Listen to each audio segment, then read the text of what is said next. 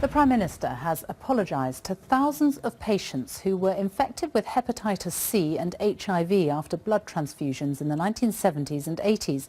It's been described as the worst treatment disaster in the history of the NHS. In total, it's thought at least 5,000 people were infected and around 2,500 have died.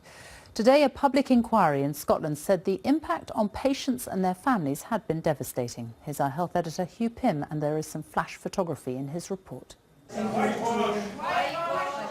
Whitewash was their verdict after the launch of the report. In his childhood years, Joseph learned to live with haemophilia, but then came the shattering news at 17 that he was HIV positive because of a contaminated blood product. Since then, he's developed AIDS, and his life has been blighted. My world fell apart, the floor fell from under me, and I was just lost to know what to think. I was just marking off time, really, waiting for the inevitable. And since then, of course, many illnesses have come very close to taking me away from this world and kind of proving the seriousness of that infection. British patients, like some in other countries, were infected with HIV or hepatitis C in the 1970s and 80s because of tainted blood supplies. Some had come from prisoners or people who were paid to give blood. There were allegations of a cover-up in the NHS and Whitehall.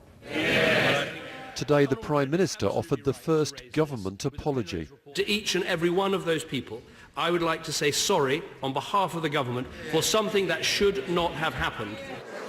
The report says few things could have been done differently and makes one recommendation concerning further testing of a small group of patients. It's 1,800 pages in 5 volumes and took 6 years to compile at a cost of around £12 million. But relatives and families simply don't believe it gets to the heart of what went wrong in the NHS and what caused so many lives to be ruined. And the frustration after 3 decades of anguish was all too clear. I'm angry, I'm aggrieved, I'm disgusted, I just can't believe it. I just can't believe what's happened today. I was a wee bit hopeful when I came in. Didn't take long for that to go. Didn't take long for them to shatter us again, kick us when we were down. We can't go down any further. We're living with a death sentence here. They're still kicking us. This Scottish Government-commissioned inquiry was the first such official probe into the scandal. But campaigners like Joseph are saying it mustn't be the end of the story. Hugh Pym, BBC News, Edinburgh.